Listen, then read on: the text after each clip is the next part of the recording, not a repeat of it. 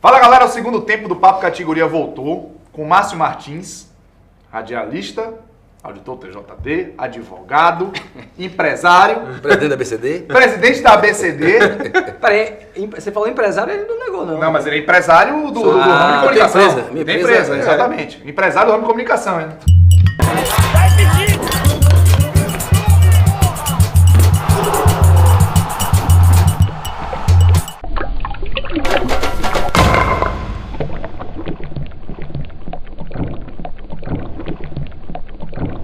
Bom, vamos lá. A gente no primeiro tempo deixou 3 perguntas. A gente vai relembrar essas perguntas aqui, calma. Sim, primeiro tempo que você que não conferiu, foi lançado na quarta-feira, tá aí no nosso site, tá no nosso canal do YouTube também, você pode conferir. Porque agora é o segundo tempo. Isso. Uma das perguntas foi a pergunta do jeito que o povo gosta, do Lucas Rocha, que ele pergunta o seguinte: qual a relação com a empresa Cáutico que comercializou jogadores como o volante Felipe do Bahia com o exterior? Teve a minha pergunta também, 2 perguntas minhas. Se você pretende ser presidente da Federação Baiana de Futebol e se aquela história foi um enredo de brincadeira, mas na verdade para tratar da sua relação com o presidente do Bahia, Marcelo Santana. Já visto que você, em diversas oportunidades, faz críticas severas, pesadas e, vamos dizer, joga duro e em alguns momentos até, vamos dizer assim, provoca os limites dessa relação de crítica com o dirigente, enfim, com a figura humana. Mas antes disso, Márcio, aí o torcedor vai ficar puto comigo, é o seguinte: a gente queria saber a sua história de vida, porque você virou uma figura icônica da crônica esportiva baiana. Você passa longe de ser uma figura diferente. A própria reação da torcida nas nossas postagens, quando a gente convidou você para vir, É um termômetro disso, né? Mas você, sucesso e audiência, você está em diversos segmentos que envolvem a comunicação, o esporte e agora o meio jurídico também. Conta um pouco da sua história de vida, como foi que você apareceu aqui, até porque, quando o Zé Eduardo esteve aqui, ele falou: Márcio Martins chegou aqui com um sanduíche na mão, vindo de Piauí. Conta essa história pra gente. E tirei ele da rádio, que só tinha uma vez na semana no programa, e coloquei na equipe de esportes, por isso que ele é sucesso de hoje. Ele tem que me agradecer. Isso É engraçado que um fala que fez o sucesso dele, ele devolve. Mas é verdade. Então, eu comecei aos 16 anos fazendo estágio de colégio. Então, eu fazia administração em escola pública na cidade de Piauí, que é a cidade que eu amo, que eu adoro. E Você é nascido em Piauí? Em Piauí. Então, em Piauí você tem muita pouca oportunidade de emprego e assim, até hoje, no interior do Brasil, todo é assim. Então, eu fui fazer um estágio de colégio na rádio, a única rádio da cidade que tinha uma rádio AM, que tinha lá, e comecei a fazer redação, fazer outras partes, fazer sua parte administrativa, comecei a gostar, eu gostava muito de futebol, comecei a cobrir intermunicipal, comecei a virar repórter, e naquela época você não tinha necessidade de fazer curso nenhum, nem nada, você já estava, pelo tempo que você, em 87, 88, eu comecei a fazer as coberturas do intermunicipal e correr atrás já de comercial naquela época, para bancar as transmissões e tudo, e no comércio. Eis que logo depois a Rádio Sociedade comprou a rede toda do interior, Jacobina, Piauí, Jiquié, e Djalma Costalino, que hoje é narrador da nossa equipe, foi para Piauí e viu que eu tinha potencial para vir para Salvador e estava precisando de um repórter aqui. Foi que em 1990 eu vim para Salvador como repórter do jornalismo da Rádio Sociedade, e em 91, Nilton Nogueira e Silva Rocha precisavam de um repórter esportivo e me perguntaram se eu teria interesse em trabalhar. Foi aí que eu comecei a cobrir federação, depois de muito tempo, ainda na Rádio Sociedade, cobri o Bahia e o Vitória, e em 96, ao sair da Rádio Sociedade, foi que eu comecei a colocar em prática o plano de ser hoje um independente do rádio, ou seja, a gente fazer uma equipe, montar um projeto, e de lá para cá a gente tem feito esse trabalho. A Rádio Cultura, a pequena na época a Rádio Cristal, que também não tinha futebol, e aí fui para Transamérica, e hoje está Itapuã e Transamérica, mas passando por todas ou quase todas as rádios de Salvador que fazem futebol. E você começou, você falou que começou com 16 anos de idade. 16 anos. Você chegou para a sociedade, não era para o esporte ainda, então? Não, eu cheguei com 19 anos para fazer jornalismo. Então eu tinha um sistema todo voltado para o jornalismo, que a Rádio Sociedade sempre foi muito forte no jornalismo. Então eu fiz trânsito, aquela torre que vocês hoje que trabalham lá sabem, aquela torre ali em cima era o canal de visualização do trânsito. Você não tinha Waze, você não tinha nada. Eu tinha um binóculo que eu olhava como é que estava o trânsito da cidade. Dá para ver a cidade toda. Então era uma coisa assim fantástica. Aí depois eu ia para a HGE. Então, eu aprendi muito na Rádio Sociedade, foi onde eu aprendi minha escola, porque além de uma equipe muito boa que tinha lá na época de jornalismo, você fazia de tudo. Era HGE, era central de polícia, era perseguição a bandido, porque você só dos tinha... nomes que entravam nessa época lá com você? era eu, Carlos Mota, que está até hoje, recentemente saiu, mas estava até hoje, Jailson Trindade, Oswaldo Maia. No esporte você tinha muita gente boa conhecida, você tinha Edson Almeida, você tinha Armando Oliveira, Nilton Nogueira, O próprio Silva Rocha, que você Silva lembrou. Rocha, Marco Aurélio. Então tinha muita gente boa, mas o jornalismo foi minha grande escola, que eu fiquei 1 ano e meio fazendo de tudo, né? Desde VHF, que se chamava o carro móvel, até você cobrir enterro. Então, De tudo. cobrir enterro. Quais são suas grandes referências na crônica esportiva? Quem é que você acha que inspirou, o cara, né? quem me inspirou a entrar nesse... Eu tive bons exemplos no rádio, mas assim, eu tinha um repórter que era no Rio de Janeiro, não era aqui na Bahia, que era Denis Menezes, que era da Rádio Globo, que eu ouvi minha infância inteira, eu vi a Rádio Globo em Piauí. Até por isso, quando eu cheguei aqui, eu era flamenguista, né? Era isso que eu ia perguntar. rapaz, Como é que você não foi pra mim? Eu ia falar e perguntar Eu isso era agora. flamenguista, meu pai foi enterrado com a camisa de Valdomiro, quando era zagueiro do Flamengo, que ele me presenteou com a camisa, eu dei a meu pai. Então, quando ele morreu, ele foi vestido. Meu pai morreu flamenguista, minha família inteira de Piauí é flamenguista. Mas eu, quando vim pra cá, virei torcedor do O Bahia. diretor é flamenguista. Ele fica todo feliz Tira ali essa com aí, as mano. câmeras, Então, assim, essa referência eu tinha do Rio de Janeiro, daquele rádio. Quando eu vim pra cá, eu vi profissionais, assim, um rádio totalmente diferente. Que o rádio do Rio de Janeiro, no bom sentido, é fantasioso, né? Fantástico, é um mundo maravilhoso e tal. Quando eu vim na Bahia, era muito mais crítica, muito mais coisa. Então, eu acho que eu peguei essa veia da crítica e deixei a veia artística no Rio de Janeiro. E quando você foi pra Rádio Cultura, você foi pioneiro, porque você tinha um horário de manhã, às 7 horas, 7 que não horas. tinha esporte nessa Isso. época. E depois, foi até a história que o Zé Eduardo contou aqui, essa resenha que hoje é o horário nobre do rádio, de 8 horas da noite, foi Foi eu. também você que colocou, né? Foi. A gente não tinha espaço. O rádio FM não tinha espaço por causa do Crowley e do Ibope. Então era de 7 às 7 da noite. 7 da noite é a Voz do Brasil. As rádios só disponibilizavam. Eu queria ir para FM. A Rádio Bandeirantes já tinha tido uma experiência com o pessoal anterior de equipe que deu certo, tudo, mas não demorou muito tempo. E eu queria esse horário das 8 horas porque não tinha opção. Eu tinha 8 horas ou 10 da noite. E eu queria até o horário das 10, se fosse o caso, porque no Rio de Janeiro as resenhas eram 10 horas da noite. Mas da Bahia esse horário não pegava. Fiz um horário das 8 da noite. Mas no primeiro ano da Transamérica eu quebrei, vendi carro. O que eu ganhei na Rádio Cultura, e foi onde eu mais ganhei dinheiro na minha vida, graças a Deus. Na Rádio Cultura, uma rádio pequena, mas a gente tinha muita mídia e pagava pouco. Aí já veio para um esquema diferente da Transamérica, que era dividir tudo que é seu da rádio, meio a meio, ainda tem que custear a equipe. Tudo que é seu é da rádio, é hoje.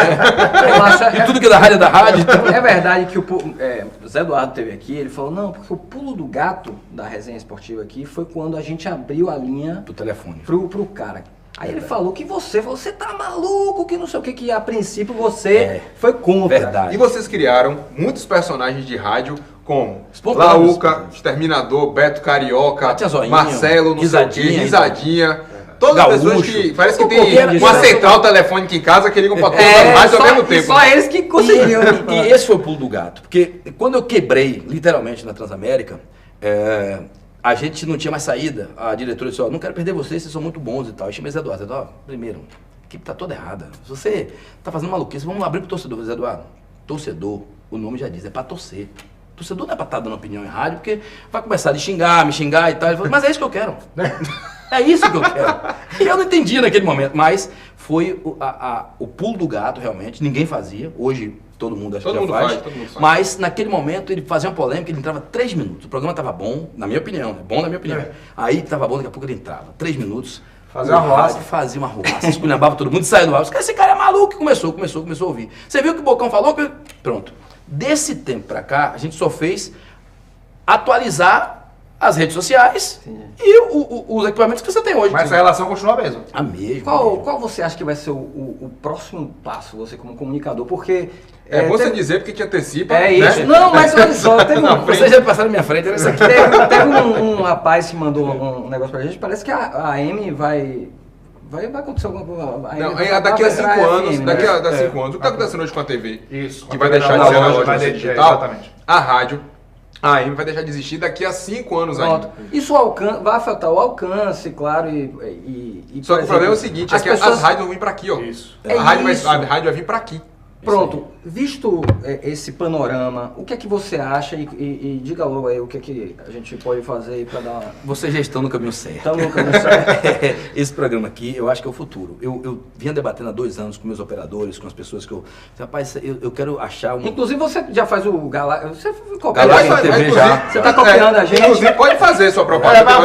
Todos os dias, 3 da tarde, no Facebook, depois fica no YouTube ao vivo. É um programa assim de participação do internauta que está aqui falando e tal, é uma coisa muito rápida, meia hora. É o Galácticos Online. Galáctico na TV. Galácticos na TV. É. Que eu acho que o rádio hoje não vai perder muito pelo seguinte, já está migrando. Quem faz rádio hoje, você, por exemplo, da Rádio Cidade, pode chegar lá, todos os aplicativos de rádio, você vai ver lá, Rádio Cidade. Todos, todos. Então, todos têm lá o maior número de acesso para os rádios que já existem. Então, não vão criar mídia nova para acabar com o rádio. Isso eu acho que não vai acabar, não vai acontecer. Mas eu acho que essa alternativa que vocês dão aqui, que a gente está construindo, eu acho que é o futuro da comunicação.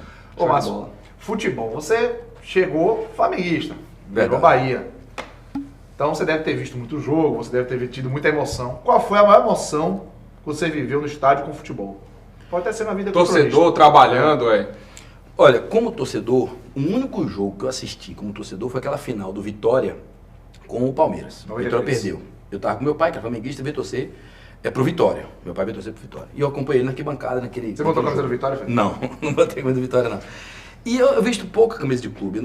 Meu filho que aproveita e fica com todas. Mas assim, eu não tenho um momento marcante como torcedor. Porque eu pouco fui aos estádios como torcedor. Mas naquele fundo de gol, são coisas que acontecem que eu fico... E hoje, quando a CBF proíbe a manifestação do repórter, eu acho válido, sabe? Não é para você estar ali torcendo, mas é difícil Tem que segurar. ser comedido. Eu estava naquele jogo do Bahia com o Fluminense... 88. Na semifinal? Nossa senhora, eu conseguia ficar em pé, porque não pisava no chão, e eu pisava nos pés dos outros torcedores. Então, na hora daquele gol... Mas você estava trabalhando? Não, você estava como torcedor. Eu já trabalhava na Rádio Piauí. Eu vim pra cá, eu não tinha BCD ainda na época, mas eu entrei pela Rádio Cidade, o pessoal me convidou, eu fui pra cabine, depois eu fui pra arquibancada, então fiquei lá na arquibancada. Público recorde da Fonte Nova. Público recorde, 110 mil pagantes. A gente tá Marquise, por isso. Pois é, então aquele jogo foi marcante, mais até do que o próprio jogo do título que eu assisti da televisão, não assisti no estádio. Então tem passagens assim que o gol de Raudinei era eu no fundo do gol. Se vocês olharem o lance, eu falei assim... Tava demorando pra falar do gol de Raudinei. Pedro adora ver te lembrar. Eu nunca vou querer que vocês assistam esse vídeo.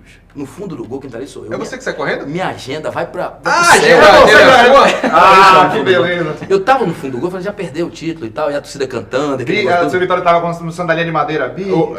Aí é bicha, tererê. Pronto. Bahia podia ser bicampeão. Aí o gol de Raudinei saiu, quem faz o gol corre pro fundo, ele corre pro outro lado, eu tô aqui, minha agenda vai embora e Djalma me chama, Djalma Costadinho tava narrando o jogo, me chama, eu fiz a narração do jogo do lance e foi um momento também muito histórico assim pra gente que trabalha e que torce também, né? Vai dizer que não Como torce. foi com você? Porque a gente não tem acesso a essa narração. Como foi que você descreveu esse lance? Pedro, você calma. Não. Como você descreveu Foi esse algo lance? assim, foi algo inusitado. Eu tava já desanimado ali, mas assim, se tivesse o gol do Vitória naquele lado também, eu narraria com a mesma emoção, não com a mesma satisfação, né? Mas com a mesma emoção ali. E quando o Raudinei fez um gol, eu lembro que eu falei, Raudinei, vira pro lado, toque, faz o gol do título, e comecei a falar e tal, e aí Djalma tomou de novo a narração pra ele, levou, mas foi algo assim. Outro gol que eu narrei também, que eu tava no fundo, narrei como repórter, foi o gol contra o Fast, né? Charles, Charles tava no fundo daquele gol também. Aí também o coração quase não. Ah, nossa senhora. E o lance todo que o Carlos Alberto vai pro fundo ali, já não tinha mais jeito. Eu tava brigado com o Arthurzinho. Arthurzinho, depois do jogo, quando o time vai pra fazer... Ali o Bahia não tinha subido, não. O Bahia passou pras oitavas. Aí quando ele abraça todo o time assim, ele olha pra mim e fala assim, Deus é fiel. Aí eu falei assim, você é fraco pra caralho. Aí ele foi pra cima de mim, Preto segurou, Nonato. Ele proibiu, o Arthurzinho proibiu dos jogadores falarem comigo naquela época. Não falavam comigo, eu ia dizer, você é muito fraco, seu time é... E briguei com o Arthurzinho pra caramba, ele nem merece isso. Chegou a fazer as pazes depois, não? Já. Depois ele já começou. Ele voltou pro Bahia depois. E ele falou, eu vou voltar, mas só se aquele rapaz não ficar naquela... Ele pegava muito ar comigo. Eu batia muito assim, mas batia tecnicamente, não é uma pessoa não, porque ele é uma figura fantástica. E aí Preto Casagrande me chamou, e o Nonato disse, olha, mandou dizer que não deve ter visto o Senado. Eu dou, só me entrevistar. Aí só entrevistava os dois, é Preto Nonato. Obrigado por entregar os caras, né? E Preto rapaz, Preto teve aqui, meu amigo. Que resenha sensacional. Figuraça, Preto. Mas quem assistiu o primeiro tempo viu que Cássio deixou 3 perguntas. Ó, Acabou a mamata, viu? Daqui a pouco a gente... Que a gente falou assim, não, pô, a gente tá pegando pesado, vamos Ah, falar. nada, ele tá tranquilo, ele falou que não tá nem suando, pô. Ele tá acostumado com isso. Mas vamos voltar. É porque a skin tá gelada, pô. Geladíssimo. Tá boa, tá boa? Excelente, nossa. Bom, vamos lá, vamos voltar à pergunta Primeira. que o povo gosta, né? Feita pelo nosso querido Lucas Rocha 79. Ele remete à empresa Cautio. Ele diz: qual a sua relação com a empresa Cautio, que comercializou alguns jogadores, como o volante Felipe, por exemplo, do Bahia, com o exterior?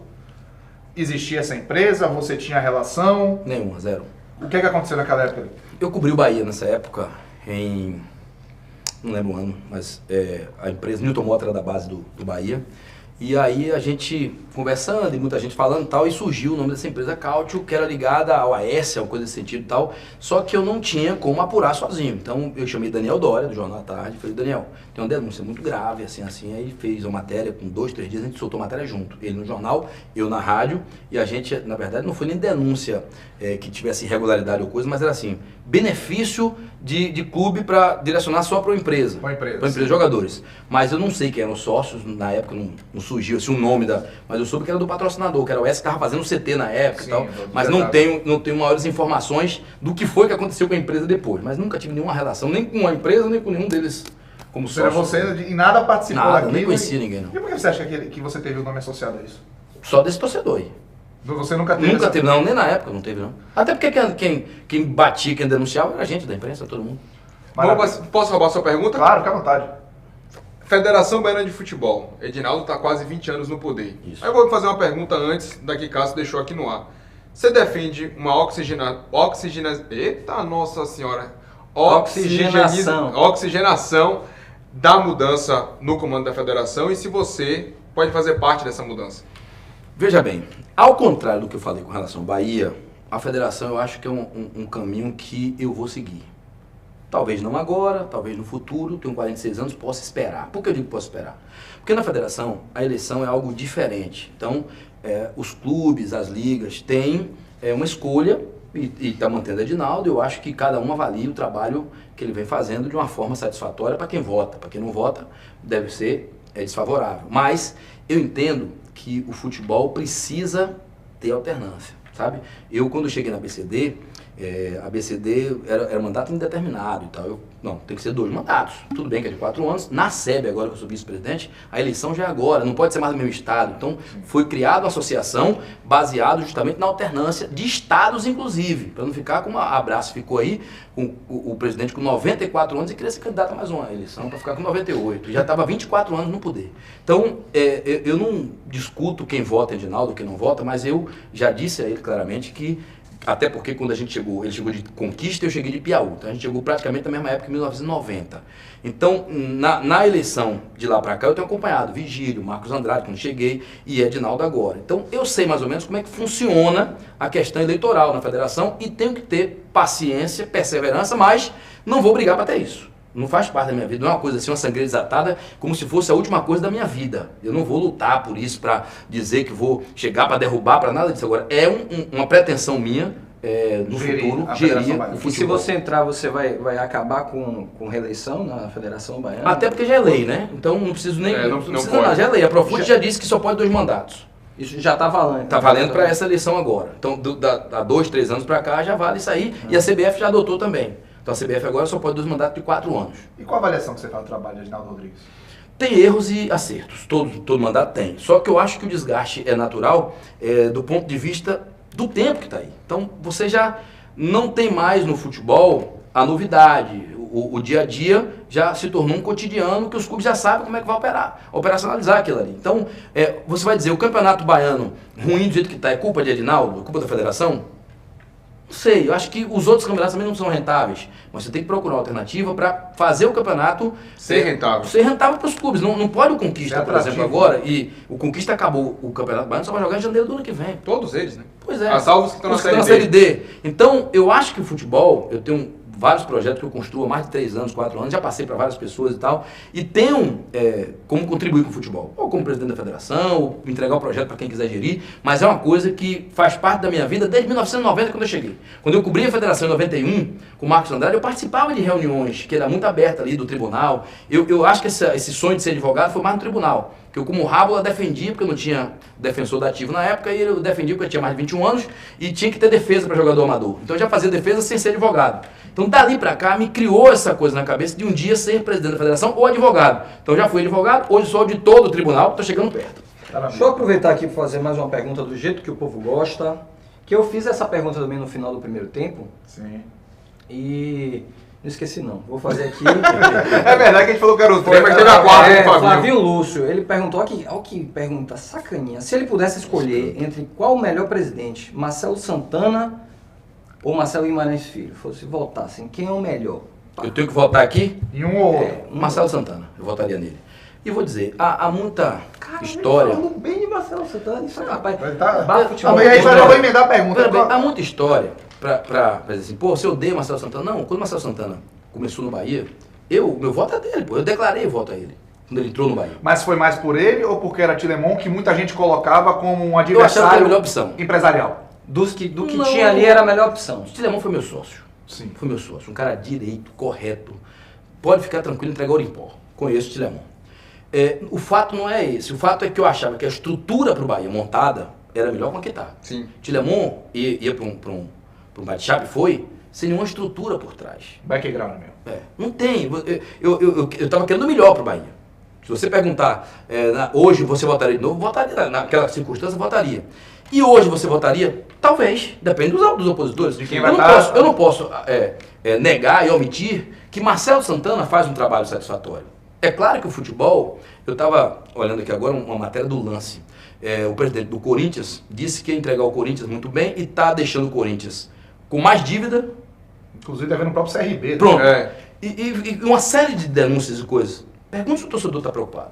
Porque o time está liderando o campeonato, está Mas bem, você pode ser não acha campeão. que deve ser uma preocupação do torcedor, Claro, da instituição, mas não do é, clube? mas não é isso que eu estou dizendo. Então, o que eu faço no rádio é provocar para que ele bote o time melhor em campo. Eu quero que o Bahia e o Vitória estejam bem, porque comercialmente pra gente é bom. Pra torcida é bom, pra minha audiência, pra audiência de vocês aqui, Claro, da nossa, sim, sim. é muito bom pro meio da gente. Então as pessoas acham que eu falo de Marcelo por problemas pessoais. Nenhum. Pessoal zero. Mas Acho Marcelo- você já chegou a falar na rádio, abre aspas, se depender de mim, com todas as forças, Marcelo Santana não fica na presidência do Bahia. Você falou isso? Devo ter falado. Você Mas encara no um momento, personagem lá, às vezes, por exemplo, um dia que o Feijão entrou, aquele jogo ali, eu fiquei louco. Quando terminou o jogo, o Bahia tomou 3-1 do Corinthians, eu endoidei. Então, assim, ali às vezes, o torcedor pode ser, mas é o meu negócio aquilo ali. Então, no dia que eu disse, Jorginho, eu falei, Jorginho, tem que ir embora hoje. Então, quem avisou Jorginho que Feijão joga bola e tal? Nada contra o Feijão, contra a figura do Feijão. Feijão folclore, maravilhoso, uma figura humana muito genial e tudo. Agora, eu quando estou no rádio ali, eu tenho 25 mil pessoas cadastradas no WhatsApp. Então eu recebo ali num programa desse, dependendo da promoção, eu tenho 3 mil mensagens da promoção. Normalmente 200 naquele programa de 18 às 19. Então ali tem muita coisa que eu encarno o que o cara está sentindo ali. Que eu sei, os áudios que vêm. Aquilo pauta muito o que você fala. Demais, demais. Minha pauta é Mesmo, praticamente aquilo ali. mesmo você pensando diferente, você vai pelo... Se o pensamento for diferente, eu debato com ele. Entendi. Mas se for diferente. Mas Mas se eu se tiver em for igual, você dúvida. surfa na Mas se onda. tiver um espaço pra você se tiver- surfar na onda, você vai. Não, até porque, às vezes, eu não tô pensando daquele jeito. O cara tá, eu falei, porra, esse é o pensamento do torcedor. Pode observar, e meu produtor lá, o Paulo Germano, diz assim, da Record também, fala assim, olha, muda um pouco o assunto aí que só tá vindo isso, só tá vindo feijão, só tá vindo feijão. O programa é ser feijão o tempo todo. Então eu tinha que ir naquele assunto ali, entendeu? Então, jogo do Vitória, foi Neilton, o dia que o Neilton não ficou e tal, aquele negócio todo. Então, isso tudo pauta a gente que tá ali. Então, às vezes eu faço algumas coisas ali que no outro dia eu penso, meu Deus, Por exemplo, que uma coisa que aconteceu, um episódio. O primeiro programa que nós gravamos aqui foi com o presidente do Bahia, Marcelo Santana. E foi um programa em que a gente tinha uma falta de regulação, vamos dizer assim. Falta de regulação, Na nada. a gente, o meu a gente não sabia pra onde ia, meu irmão. 3 horas bebendo. Exatamente. A gente e o, E o próprio presidente. Precisamente Eu senti que tava meio alto. um ano Isso, e uma todo semana mundo, atrás. não sou eu, pô. Um ano e uma semana atrás. Todos nós estávamos, vamos dizer assim, Não, eu tive que entenda a coisa. interromper para poder ir ao banheiro. E isso urinar. tá gravado. A gente Se não você for no tinha nosso canal do time YouTube, ainda. isso. Tá lá, você vai ver A Cássio, gente gravou gravou por aqui, ó. E uma Sai por das aqui coisas pelo que mais banheiro. angustiou a gente foi porque ele acabou se emocionando. A gente falou da ele pressão. que se realmente emocionou. abriu o coração aqui. E aí, o senhor, Marcos Martins, pegou o trecho do momento que ele se emociona e colocou em diversas oportunidades na rádio e usou Pois é. aquilo até para insuflar aquele momento. Explicar assim, por que que você fez aquilo, velho? Por que você foi daquele jeito? E se... Audiência. Não, mas peraí. Mas é o estilo do programa, veja bem, Isso, Cássio, vai lá. veja bem, é o estilo do programa. Se e aquilo não partiu de mim aquilo ali, partiu do WhatsApp, que é assim, ô Márcio, você viu como é que eu tenho um presidente chorão, não sei o que, começou. Aí começa, é porque eu quero que um dia vocês estejam lá, porque é importante pra gente também ver esse outro lado do rádio, vocês já estão sabem disso, mas daquele programa ali. Aquele programa, quando chega aqui, você pauta e tal, eu tenho uma equipe aqui e tem um cara lá só pro WhatsApp. Então, o rapaz só tá dando negócio do choro de Marcelo Santos. Tem um choro aí, já vem com o negócio. Olha o choro dele aí. Ele que pegou, não foi eu que fui lá no... Ou seja, o termômetro é o torcedor. É o torcedor, é o ouvinte. pô. Então, o de Preto também teve uma declaração Sim, dele e tal. sobre Sobre foi... o rompimento da Do diretoria. racha. Da crise da comissão técnica. Rodrigo, Eu tirei da história a comissão técnica que estava rachada. Racha, pronto.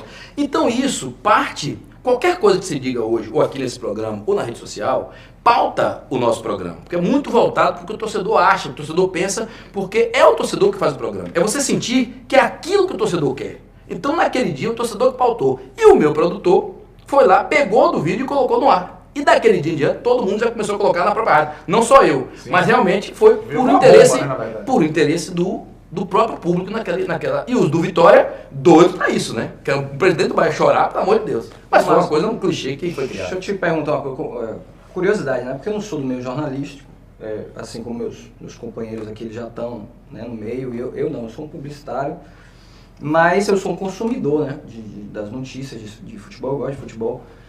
Aí eu queria perguntar para você, como uma curiosidade, qual o limite da ética no jornalismo?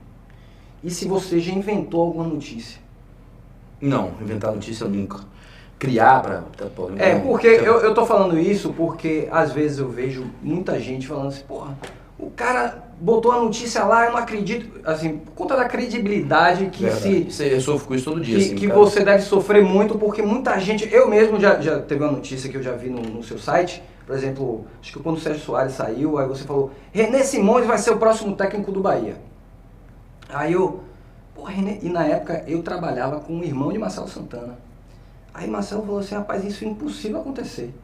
Aí eu falei, porra, e como é que o cara bota isso aí? Então, Sim, é por mas isso que eu tô lhe perguntando. mas Não tô assim, dizendo que você inventou. Não, mas não, na verdade eu não tenho essa informação. Quando eu não tenho informação, eu não dou a informação. Só que E por que você as deu pessoas essa? confundem. O site, eu não sou jornalista do site, eu não escrevo no site. Eu sou responsável pelo que eu falo na rádio. Ou a notícia que eu dou no site, eu peço para o jornalista checar. Então, eu tenho muito um parâmetro assim, muito rigoroso para dar notícia.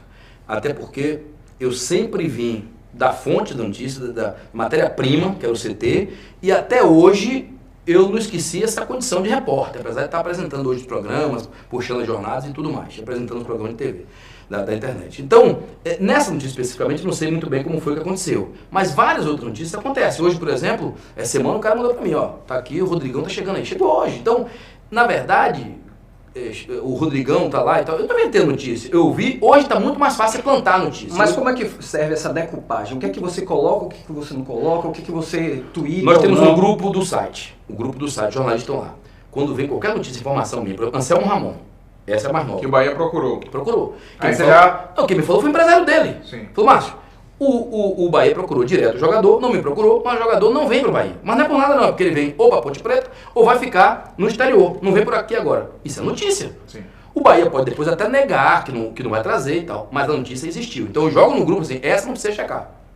Porque quem checou fui eu. Sim. Outra que não vem através de uma pessoa tão confiável, eu cheque, vá com a diretoria. Surgiu do licenciamento de uma marca, alguma coisa nesse sentido, os caras vieram pra cima e falei, cheque com o Bahia. Checou, não tinha nada demais, não foi pro ar. Entendi. Então tem esse parâmetro. Agora, às vezes, é claro, são 4 ou 5 jornalistas com estagiário e tudo mais que pode Alguém surgir. dá uma barrigada. Dá, porque muita gente dá hoje em rede social o que quer, né? Então, Sim. eu fico Não, preocupado. rede social todo mundo virou jornalista. Jornalista, é. E outra, o que é que você acha de fake na internet? Eu acho assim, tem que ter uns fakes engraçados, uns Boa fakes pergunta, bons, uns fakes bons e tal, mas quando o cara se esconde atrás do fake para atacar pessoalmente os profissionais ou os colegas e tal, eu já começo a trabalhar para descobrir. Eu tenho um feedback para isso aí apurado, porque eu começo a ver quem é, começo a saber e tal, e vou descubro e aí já entro no processo. Não é só comigo não, com as pessoas que Você já eu processou um conheço. fake, então? Vários. Não o fake, evidentemente, a pessoa... As pessoas já descobri vários, já desmontei várias casas assim. Mas o fake. Desmontou várias casas, a Polícia Federal invadindo os Pega casas IP, pega tudo. Então a gente Eu trabalho muito nessa área também, na parte jurídica, então esses crimes de rede social e tudo já está no dia a dia, não só com a gente da imprensa. Então eu já sei mais ou menos os caminhos. Mas, às vezes o cara faz uma crítica que eu não gosto, mas não me ofendeu em nada, sabe? Você fala quando parte pra ofensa. O cara que tá escondido e parte pra ofensa. Não tenho coragem de me Você dizer... tem processo em cima de gente na internet? Vários, mais de 15. Já ganhei vários, não perdi nenhum até agora. E aí, quando a figura por trás do fake chega pra você, frente a frente? Já acha que o juiz pede desculpa o primeiro, eu não vou nem dizer não, mas o primeiro tinha 18 anos. Normalmente a gente joga... Nossa, aí cheguei lá, a mãe chorou, pediu, então eu falei, ó, eu se fosse senhora estaria agradecendo o que eu fiz. Isso aqui é a conscientização dele, porque a pessoa se ele cresce e vai assim até... Fizeram com feijão essa semana na rede social. A intolerância religiosa... Não foi fake não foi fake não. Não, foi uma pessoa com nome... O que acontece com rede social? Eu tenho minha condição de crítica e tal, porque eu sou uma pessoa que as pessoas sabem onde é que eu moro, sabem onde é que eu trabalho, tem processo e tal, não tem problema. Agora, o problema do fake é que ele mira em você e vai o tempo todo achando que não vai ser descoberto. Achando que não vai ser descoberto e se acha um super-homem, né? Ele se acha o cara acima do bem e do mal. É claro que tem coisa ali que você não precisa estar preocupado, o cara tem 100 seguidores, 50 seguidores e acha que aquilo ali quer criar polêmica e tal. Eu já sei separar muito isso aí. Antes eu não sabia não, qualquer um pra mim era processo, mas agora não, agora eu já relevo, bloqueio do meu celular, me afasto, sabe? Você tem quantos anos na crônica esportiva? 30 anos. 30 anos de crônica. 30 anos agora. Cássio tem o quê? 6 meses? 8 meses? Parei, porra. Esse curso em 2010, terminei em 2015. Não, você brinca. E você entrou para trabalhar. trabalhar. Sociedade em dezembro. Dezembro, ou seja, 7 meses Mas agora. no dia a dia. Não, atrasamento. Então você tem um ano. Eu tenho 3, vou fazer 4 anos agora na crônica. Rapaz, se a gente já toma porrada, imagine como é que tá o lombo aí, né? Agora vem cá. Calejou. Mais perguntas do jeito que o povo gosta. Eu vou fazer meio que um combo. O Flavinho Lúcio pergunta aqui pra gente. De novo? Eu fiz uma pergunta. Mas eu tô fazendo a outra. Se houve algum atrito entre você e o tio Lemon, aí você vai falar de tio Lemon, né? Se houve, qual motivo, como é a relação hoje.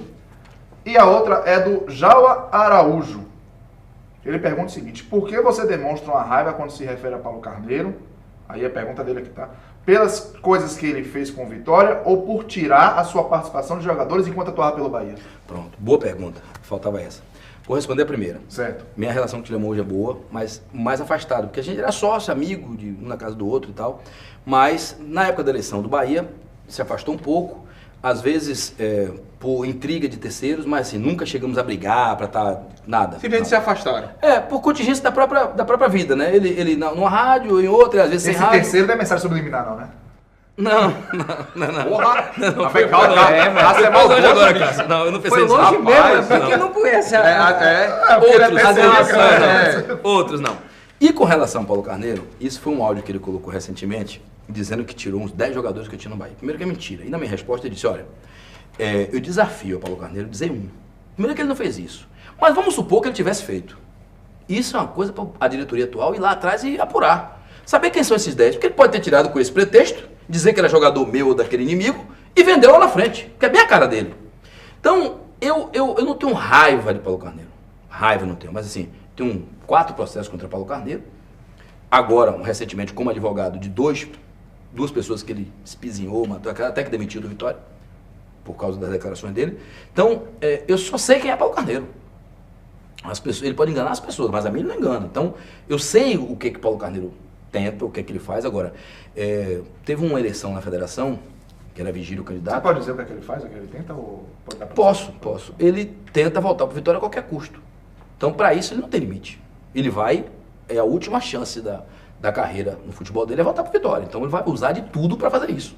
E os métodos não são os melhores. Mas aí, eu não sou torcedor do Vitória. Acho que o torcedor do Vitória é que tem que fazer essa medição, se tá bom para ele voltar ou não.